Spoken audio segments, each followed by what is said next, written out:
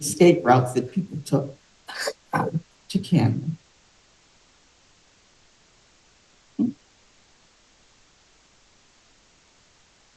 Escaping Canada took courage, with people and conductors like Harriet Tubman, larger groups then, larger than the 2 or 3 individual young Black men. You see family members now running together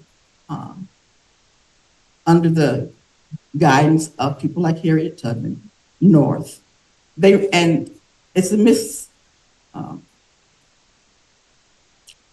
American history tends to tell us that white people helped or were the driving to the creation of the Underground Railroad, which is not true. Those young men who ran away early kind of set the route that they traveled, and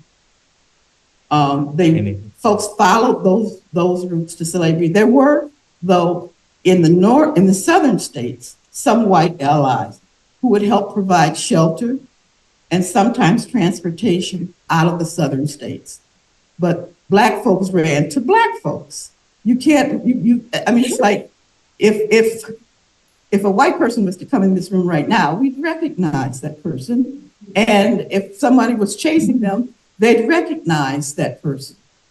Black folks ran to Black folks because we could hide one another, we could shelter one another, they could blend in, and we supported one another and provided folks with what they needed to survive. But the early life in Canada wasn't easy. And from the south to the north, were not prepared for the Canadian winters. They had no shelter. They had no food, but they had a desire to be free. One of my family members, John Freeman Walls, his homestead is in Pewes, which is 18 minutes, 25 minutes outside of Detroit. His homestead is the first stop in freedom, one of the last stops of the Underground Railroad. And he provided food, shelter, and clothing to help newly emancipated people get through that first year.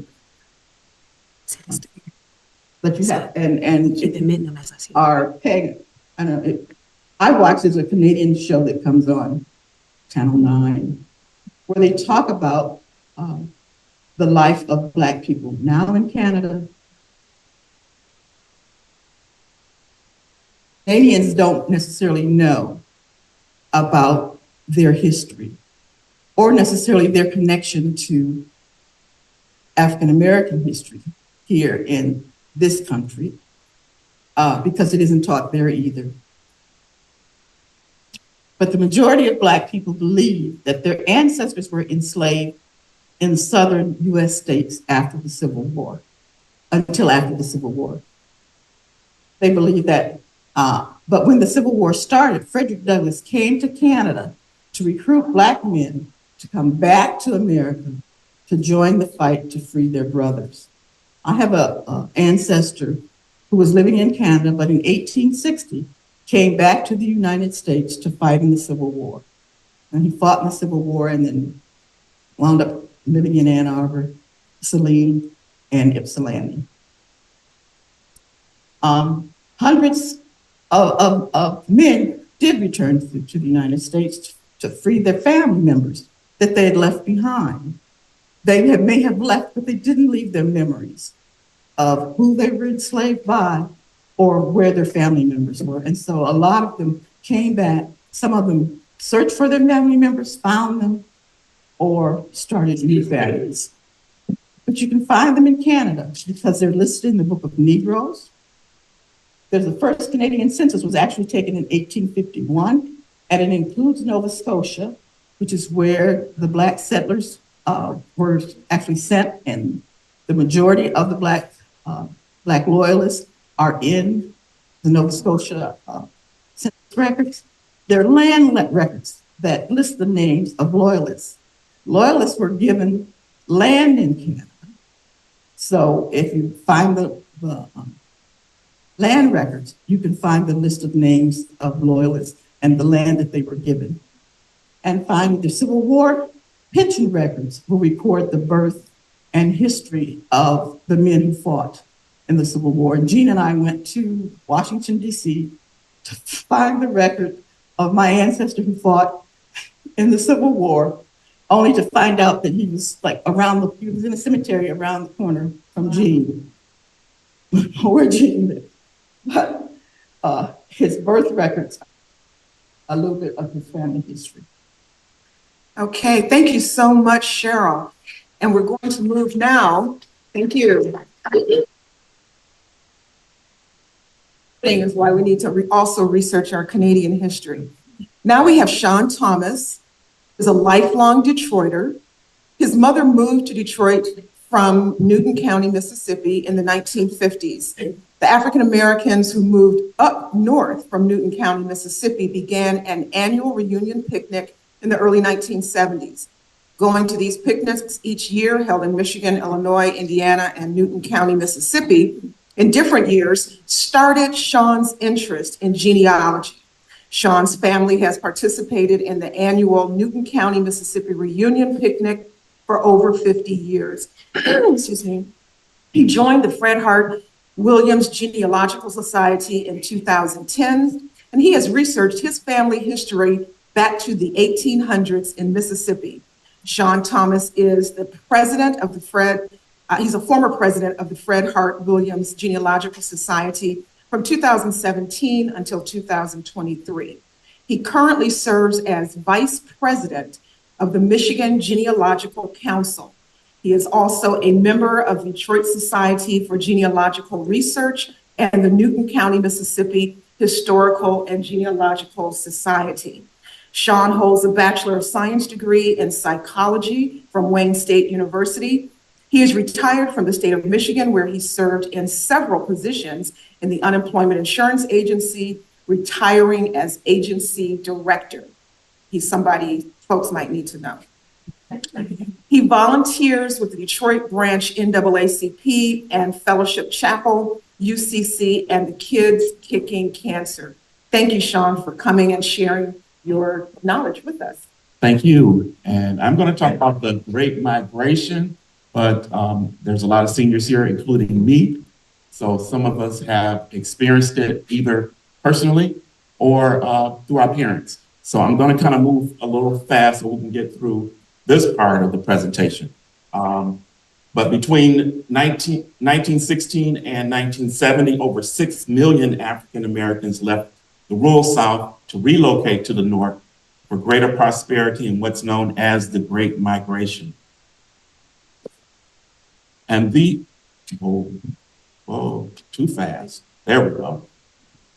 And these are, as the historical movement of African Americans from the North to the South took place, this is what happened during 1900 to 1929. And if you look through the center, you'll see that Mississippi, Alabama, and Tennessee, those folks mostly either went to Chicago, Detroit, Cleveland, Pittsburgh. So there's like three different routes that people took. And of course, first, that was the train routes, then later the interstates and the buses and personal vehicles. Reasons for leaving the South. I have plenty of stories from my family about reasons to leave in Mississippi, and there's probably plenty of stories in your families as well. Jim Crow laws, everybody knows about those. Terrorism, over 4,000 documented lynchings in the South during that period of time. The Equal Justice Initiative is where they have a monument to those people who lost their lives in that terrorism. And I believe that's located in Birmingham, Alabama. No, I'm sorry, it's in Montgomery, Alabama. The boll weevil destroyed the cotton crops, and the Mississippi River flood of 1927 devastated agriculture in Mississippi and the surrounding areas of the Mississippi River. Coming to Detroit, the main reason people stay is $5 a day by the Ford Motor Company. Many of your relatives came here, many of your ancestors, but what they found was, although they got the jobs, they were the worst jobs. They were in the foundries. They were the dangerous jobs. They were the jobs that were undesirable. And also housing. Once all of these people got here, we know about Black Bottom, and that's where a lot of people were stuck until they were able to move out of that area. When we say stuck, we make the best of it. I have beautiful stories of my family telling me about what happened in she lived on Orchestra Place. So that was right where all of the happenings were, near where all the clubs and everything. So there's plenty of pictures of fun happenings, but they came here to get $5 a day and the other jobs. Another reason, I was talking to a relative and they told me that Mississippi paid them to come and get their graduate degree. I had never heard that before. So I did some research, and there is what is called now segregation scholarships. Southern states, they rather than put graduate studies in their segregated Black colleges, they would subsidize you to go somewhere else to get your graduate degrees. So there's not a lot documented, but there is a PBS series that focuses on the graduates that return to the South. And that series is called Segregation Scholarships, PBS. It is a mini series that's online. So if you look for Segregation Scholarships, that'll give you some information about that. Many of your relatives, or maybe you, had a scholarship to come up north to get your graduate degrees. And how do you get some of this information documented? The Burton Collection at the Detroit Public Library has an extensive record of early Detroit information. The Michigan Chronicle was a paper that only talked about the Black community back then. So everything in there was about that period. If you go online with the Library of Michigan and get your Michigan card, 1939 to 2001 are available online with the Michigan Chronicle. So we're going to talk about DNA now. Okay, so you heard me say that my father was a sharecropper, and he came from Tennessee to Ann Arbor, and quickly, just after 40 years of a friendship with Cheryl, and going to Canada with her for 20 of those 40 years, we found out we were cousins. So how this connection came about was a DNA connection. And so I'm just gonna I don't have time to read some of the ethics about DNA, but before you get it done, these are the things you need to know about. Okay, next one. And we're just gonna describe autosomal DNA. That's Cheryl, will you tell what that is?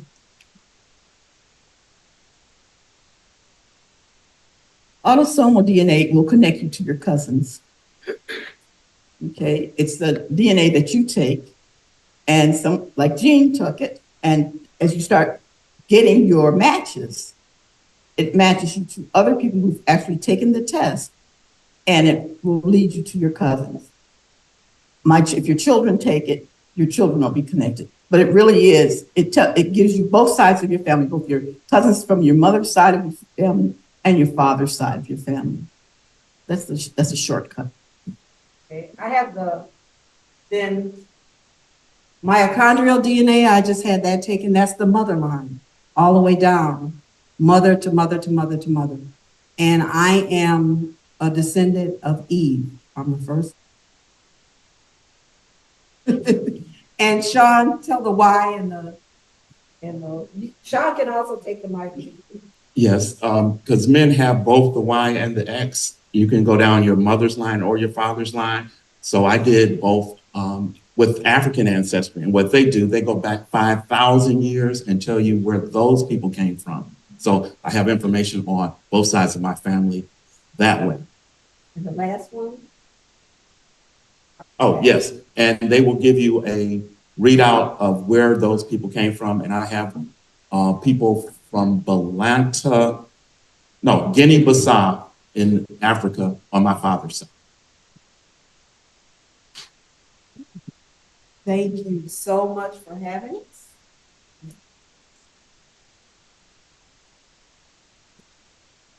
This was the last line. Yeah. Thank you so much. Please step down. Would you let the audience know when and where your meetings are held, dates, times, and locations, which I believe they're on Zoom? And also the Fred Hart Williams Historical Society has published a book. Where and how is that available? And do you have any with you here? I'm Sean, I'm not sure if you brought any with you. Okay, so the website and how you can do that. We're meeting on Zoom. On the mic. We're meeting on Zoom the first Saturday of every month from 10:30 to 12:30.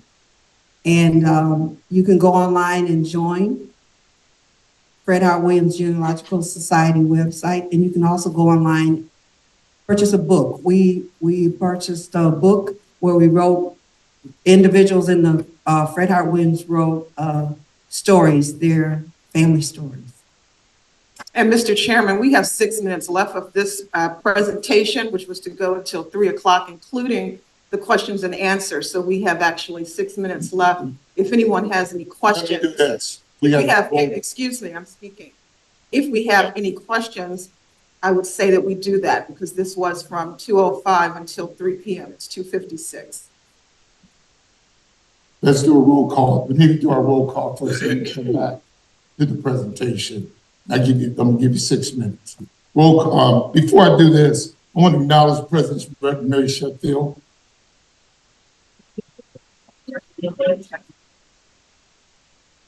So I'm gonna do a roll call. Keith Williams, co-chair. Councilman Callaway. Thank you, Sharon. Anybody else? Okay. Roll call. Okay, Sydney. Okay, Keith Williams here. Dorian Tyus. Alan Venable. Jeffrey Robinson. Camille Collins. Bernard Parker. Gregory Hicks. Present. Janice Hazel. Present. Anita Bell. Have a quorum. Also, I need a motion on the agenda.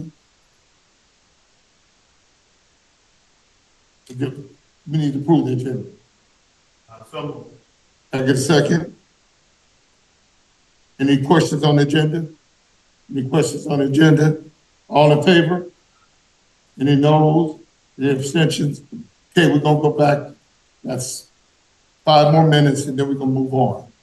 Okay.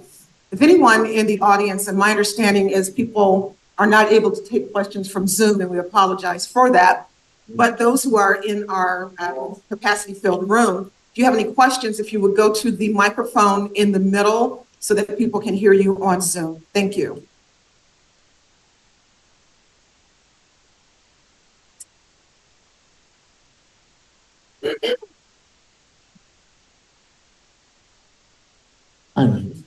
Good morning, everyone. My name is Victor Gibson. I'm affectionately known as Baba Gibson. I've taught at the Malcolm X Academy for 23 years. My question is to the sister from Hart. I once took a group of my second graders to Amherstburg, the museum, and they really enjoyed it. But what my students found out that the racism was still around that area. So I just want to know, is it still operating? Is it still functioning? Yes, it is. It's still functioning. And yeah, there's still racism in Canada. Unfortunately.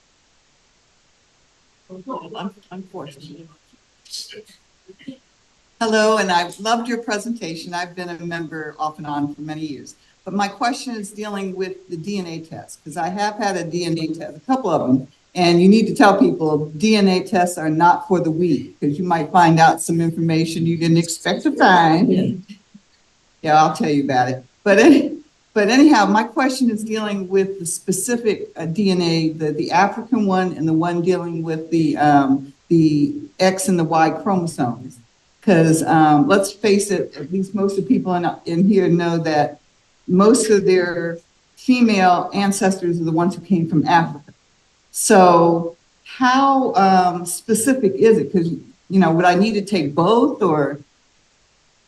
They give you different information. All of them will give you different information. The ancestry will give you your autosomal, which will give you who your cousins are. And until a couple of years ago, or they cut off, the centimorgans are the amount, gives you the amount of DNA connection you have to any one person. Okay, so if you know, if a mother and her children, they share 50%.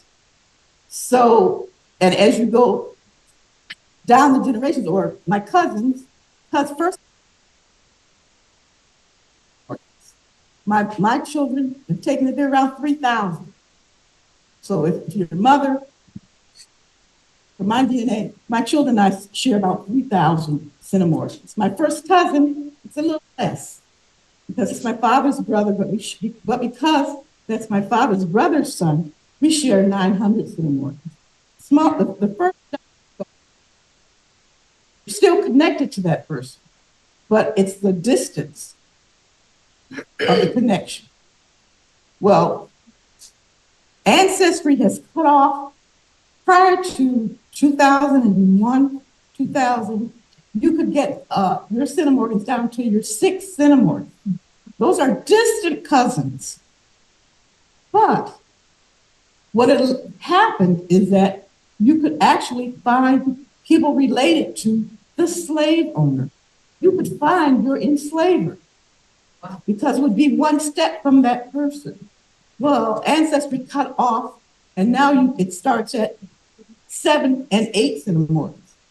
So it cuts you off from those distant cousins. But one thing about Black folks is so long, we have those small centimorgans. Now, people who present, trying to be appropriate here, will say, well, you look at 20 centimorgans. Well, that's second cousin, third cousin.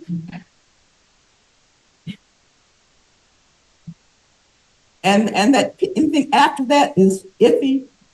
Well, I have direct family members who and 8 centimorgans.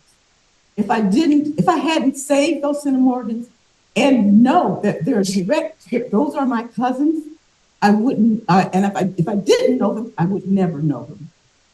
So there's politics in DNA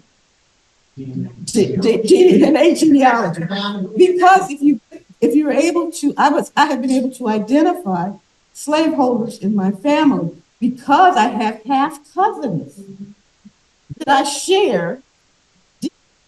I share 6 centimorgans with a half cousin. Right. So that person's, if I follow that person's history, I'm related to that person through her white ancestors. That gets you back to who your enslavers were. So that's kind of the politics of it. And that's ancestry DNA. Now, Sean and Jean have both done. There are other companies. I'll give you. I just want to briefly say, with African ancestry, they don't share, so you don't see cousins. Their only thing that they're selling you is where your DNA came from. So they don't do cousins. I just want to say, make another comment. Remember the Nova Scotia stuff that Cheryl was talking about? She found my Nova Scotian ancestors. My ancestors are in that book with those small sentiments. My question is more specific to the municipal reparations of this body, specific to you, Sean. The Canadian information that you all had covered some of the financial impacts and some of the other things that people faced as far as the stressors when entering into Canada. In that same great migration pattern, especially specific to this board, have you all gathered the economic impact of some of the barriers of entry that people face through that great migration to the city of Detroit specifically? And could that be shared with this body? No, as genealogists, we were brought here to show you how to do the research, but we haven't done the economic impact. Because from our standpoint, when we're doing our genealogy research, that's quite a bit. So, do you have any, because you all did share about some of the other, I guess, struggles that people face going into Canada? You have that information and data gathered about some of the struggles, at least impacted by some of the municipal governance of places like Detroit when people came? no, I don't. Thank you. And let me add to a point on this. People have mentioned, as I said, I'm a trustee of the Detroit Public Library. We have the Burton Historical Collection there. The Burton Historical Collection is a very wide collection. One of the things that when we have this discussion, we're tending to focus on what we lost. And that's good. It's natural focus. What we tend not to focus on is what they gained. Okay. So in the Burton, for example, we have the records of the early Fur Association. And if you look at, in terms of our history, you can marry, if you will, the profits, and in some cases in the logs and the minutes of that kind of material, it actually handles us as property, And so at some point, when you ultimately get to the question of not only what the harm, but what is recoverable, who is covered in those situations and so forth, that's where you have these corollary kind of things and the need for the greater research, okay? Because in that situation, if you look at basic Detroit history, the fur industry, then we get into the stove industry, and then we get into automobile, So we got three industries that take place that all of them benefited from the slave trade and treated us as property and so forth, And the real challenge that I think that Detroiters have, and the reason why we wanted to bring these kind of tools to you, is to look, not only research these things, but look at them through those economic lens as well, okay? Because that's how you get to the real issue is accumulated wealth. It's not just what happened to me, it's accumulated wealth, what is accumulated harm. So we're gonna get taking questions, so we gotta move on our agenda. Hi, everyone. With in Cobra and the allowance of the individuals that did play an important part here was Reparations Ray Jenkins. We have also the Senator Vaughn, and also all of the movies with Rosa Parks. Those things are intricately important for the city of Detroit, or in efforts to our reparations. Moving forward with those legislative agendas, one key barrier that I'm looking at, maybe that ties into the genealogical aspects of things, is those who are caught up in the adoption system and do not have connection or support. How are you to get those individuals to become whole through the genealogical process? And if someone is adopted, taking a DNA test, they connect you to cousins that which mean, and your cousins are your parents' siblings, children's. So if people are able to find their families through taking the autosomal or ancestry DNA, because if your cousins have taken a DNA test, and that can be generational, because you find first cousins, second cousins test, and they're related to you.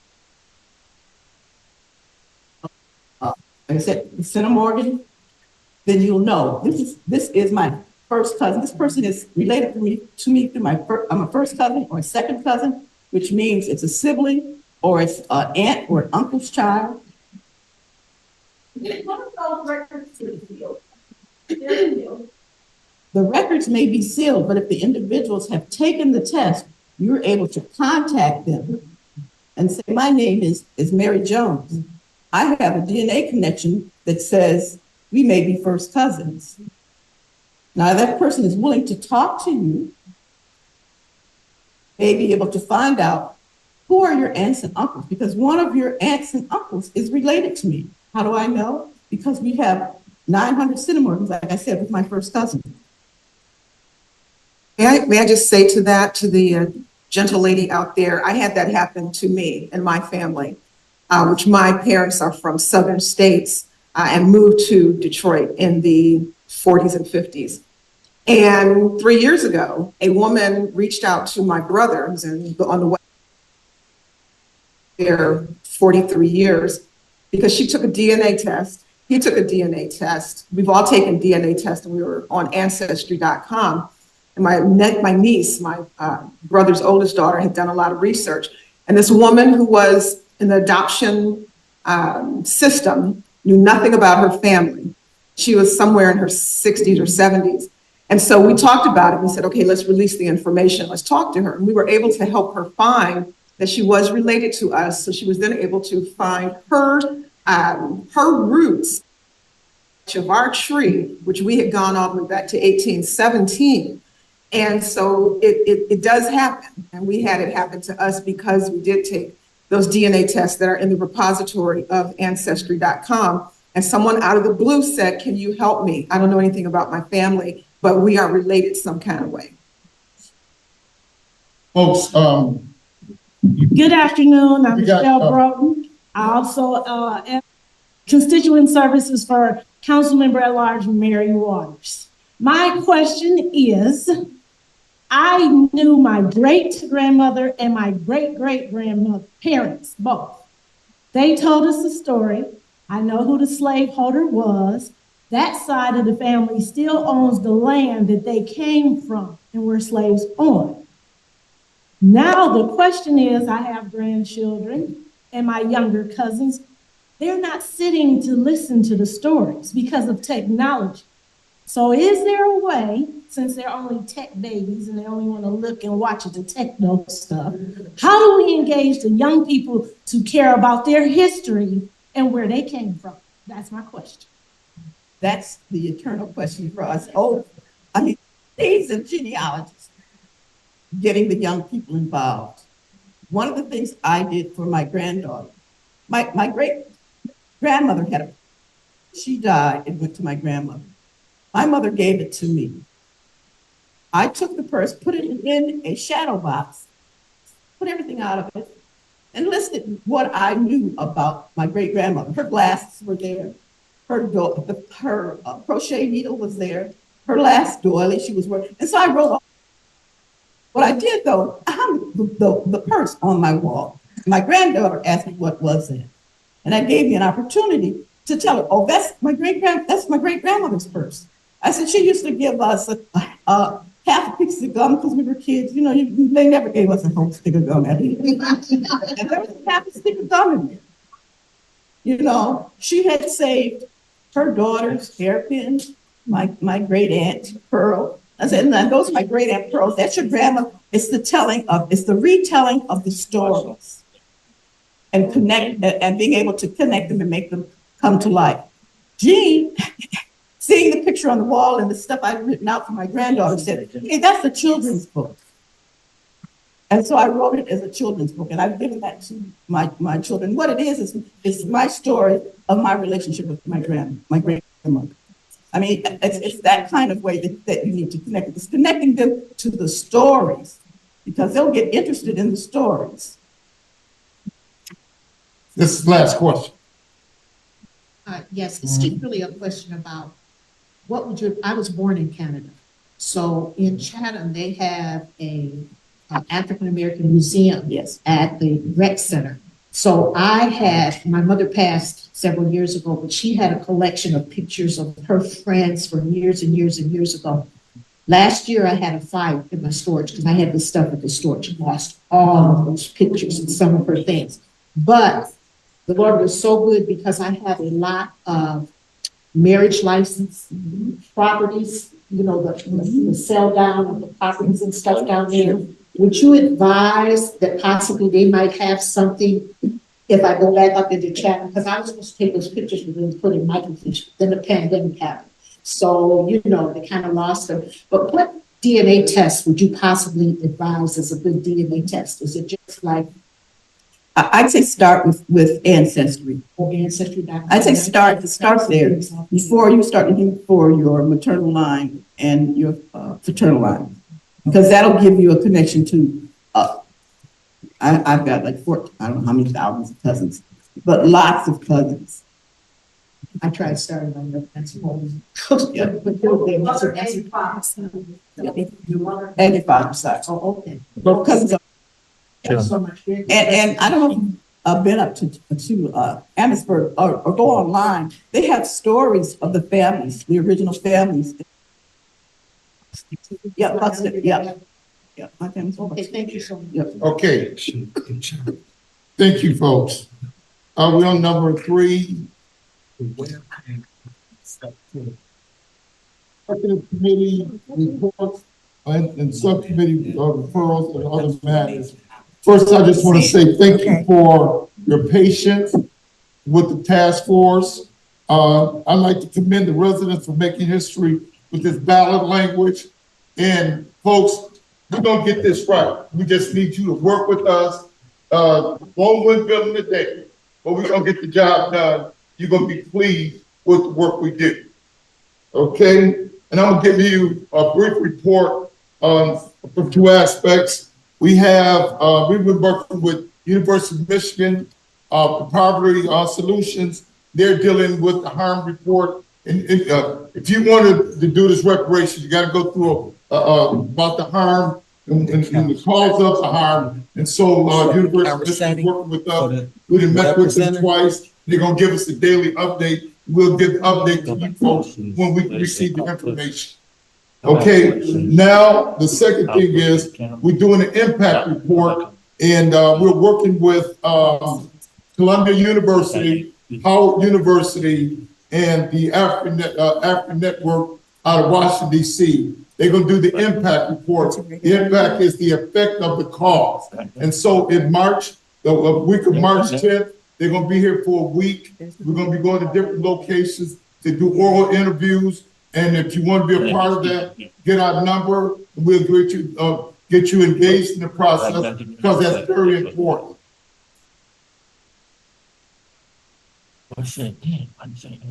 Next item, committee reports. Any committee reports?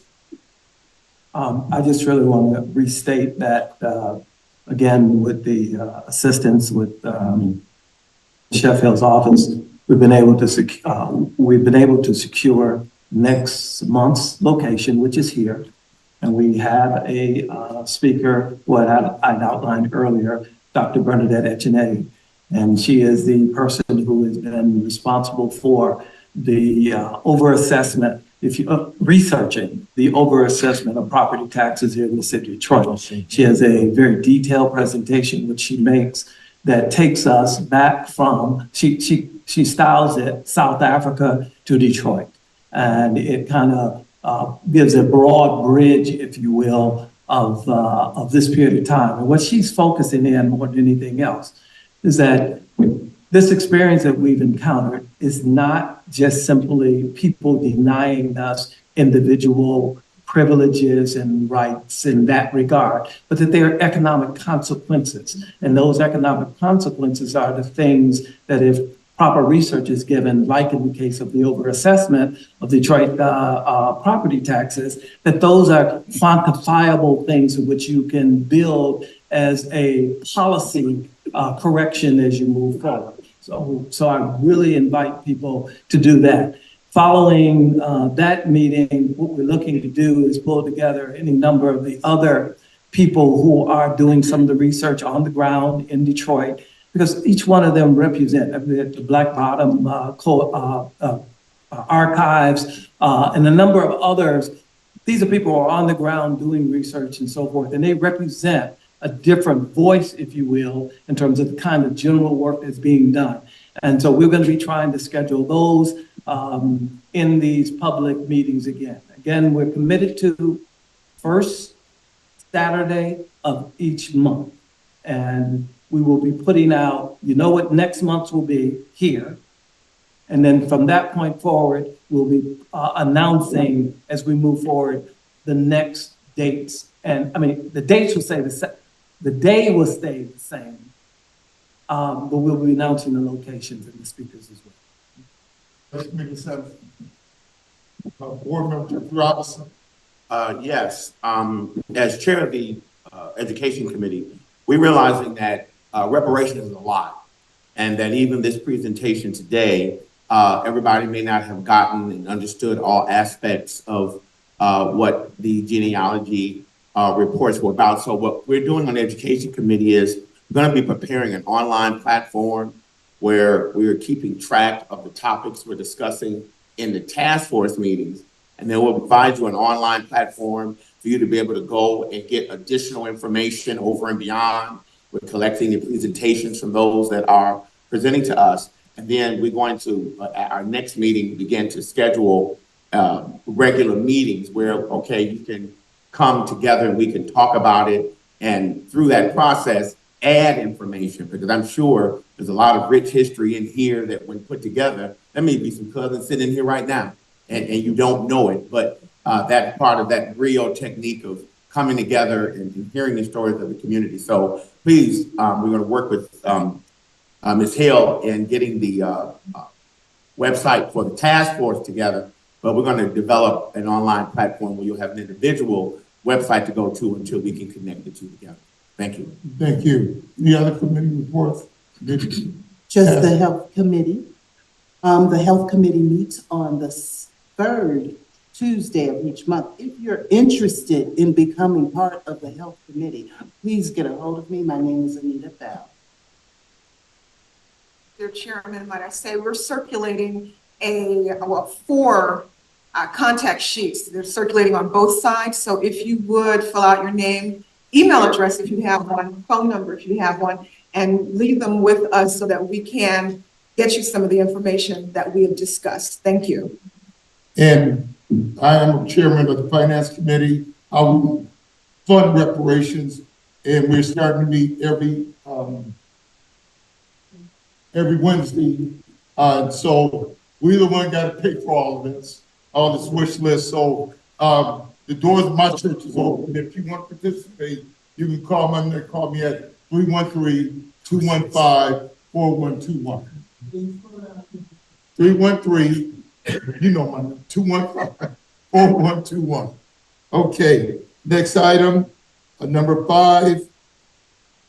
We're going to take questions out. Oh, at 1 o'clock. Issue is economic development subcommittees, and there's 2 items we're going to move back to the committees. One is the following items are to be referred to the economic development subcommittee. Municipal bond economic development proposal, reparations labor union Nita Bell's task force member. And the second issue is revitalization of Paradise Valley, investigation into the loss of entertainment revenues. Keith Williams, co-chair. Okay, unfinished business. Have no unfinished business. We will move on to new business. New business. Also having no new business items, we will move on to our announcement. today I want to announce that appointment of Sidney Calloway, co-chair of the Detroit Reparations Task Force. Second.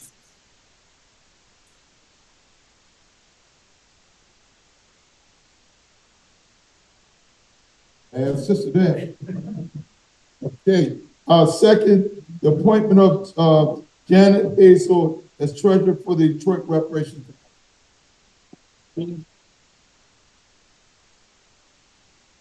And lastly, the appointment of Jeffrey Robinson as secretary of the Detroit Reparations Task Force.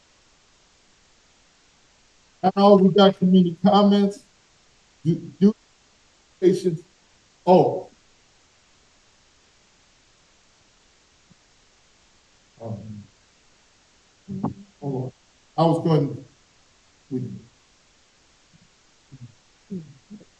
I can say this. We got we're in the process of going through some paperwork with our new project manager, Emberly.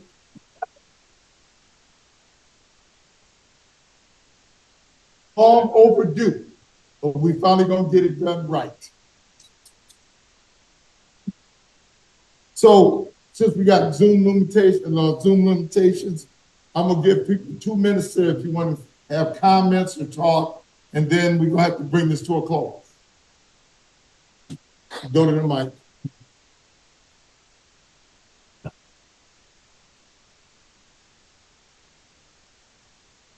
Happy New Year. Happy New Year. I just want you all to repeat the times and the location of the Finance Committee meeting, and maybe if other people didn't get the information on whatever committee they wanted to participate in, they can get it as well.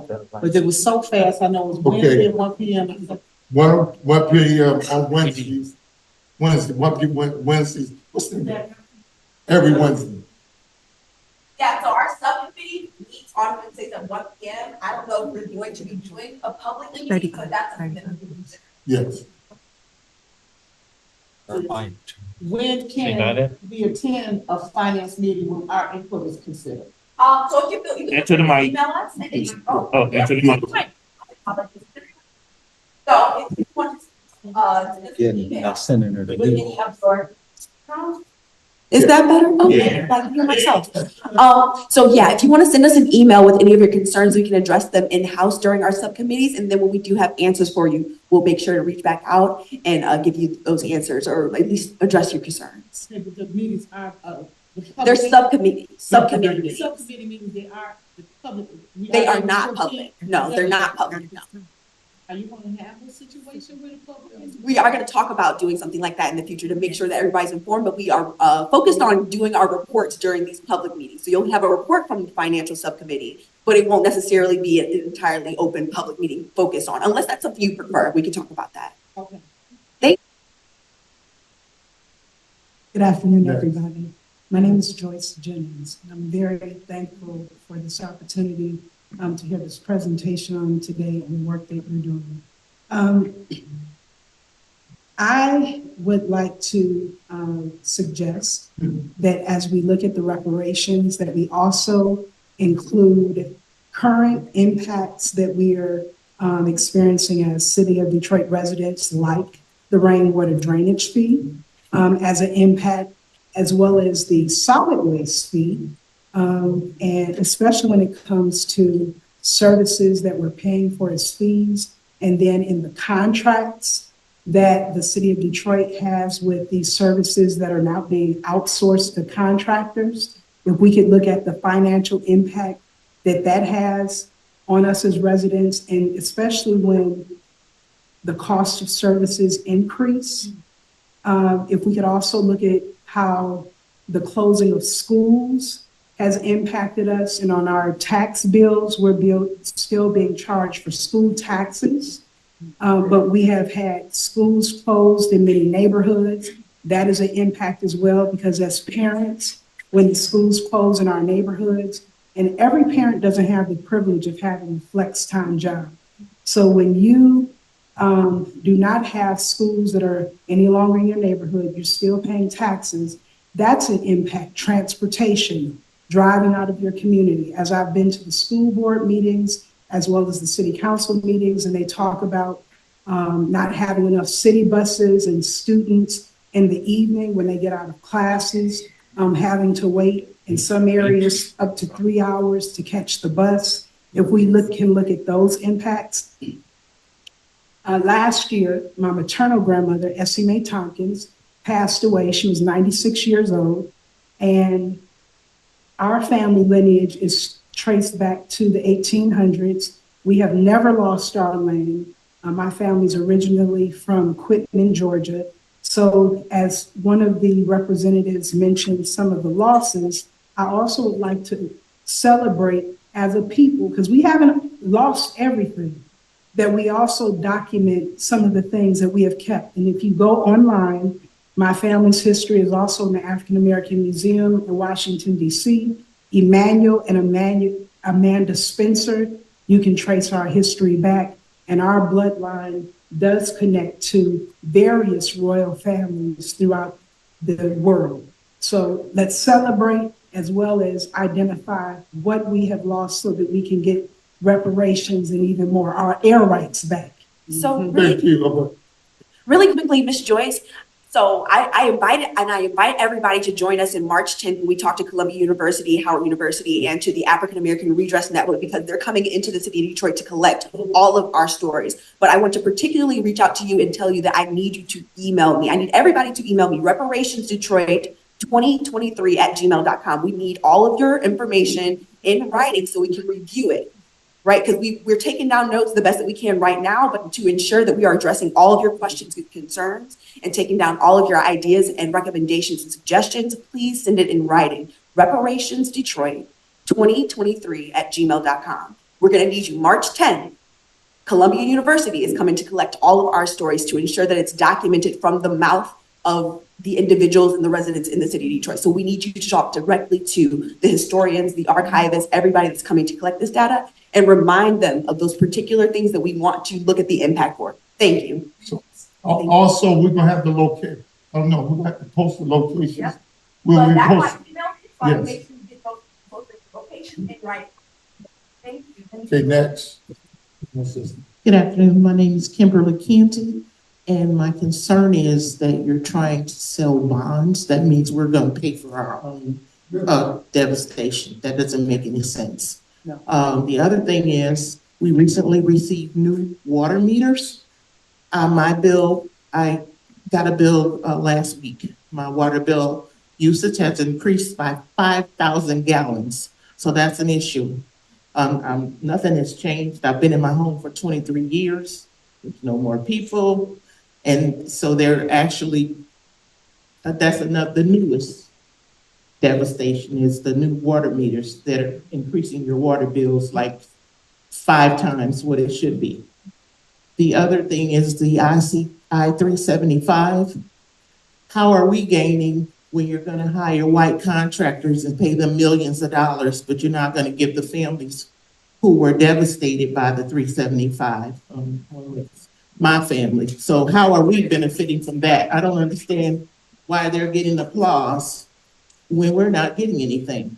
You're going to contract those out to billionaires, millionaires. They're going to make some money, but you're not giving the families a dime. So that's another issue. The other issue is the property taxes. You don't have to give us any money, just give us a credit. You gave Dan Gilbert almost $1 billion tax credit. So I don't understand why we can't get a credit and not be running around asking for money in your pocket. You can just give us a credit and return those families their property because you stole them back. Actually, we should be looking into getting criminal charges filed, not reparations. They need to go to jail because it was fraud. So 75 and the property taxes. Thank you. Thank you. Next. Ditto everything she just said. I'm Sharon Elizabeth Sexton. For those of you who know me, you usually know me as an Underground Railroad historian, as a filmmaker who did probably one of the first historical documentaries on Black Bottom and Paradise Valley. I like to take credit for everybody being interested in it now. But anyhow, I'd like to introduce you to my first book, and it's dealing with my 1963. My dad tricked me into going. I was 8 years old. It's a 5-year history book dealing with Detroit history from 1963 until 1968. 28 pages, it only takes a half an hour to read. So I'd like to invite you all to at Detroit Public Library next Saturday and at the Detroit Historical Museum on Monday. I only have one more of these, so if you'd like to make a copy of it, I have one so you can make a picture of it. Thank you very much, and I hope to see everybody there. Next. I wanted to speak to the international alignments that we may need to be considering. Like I said, in Cobra and HR 40, I know that didn't bring any funding, but yet and still, we have to look at alternative creative ways to bring about funding into our community, and like to say, not outsource to all contractors. But do you have any particular strategy for connecting with international atmosphere? Let me say this to you. We've been working with Robert Ruth Simmons out of Evanston, Illinois, the first municipality that gave their community reparations. They have a network that you can get involved with. So just get my number at the end of this meeting, and I'll talk to you about it. Thank you. Okay. The last thing is adjournment. Move for adjournment. Second. All in favor? Aye. Thanks, everyone.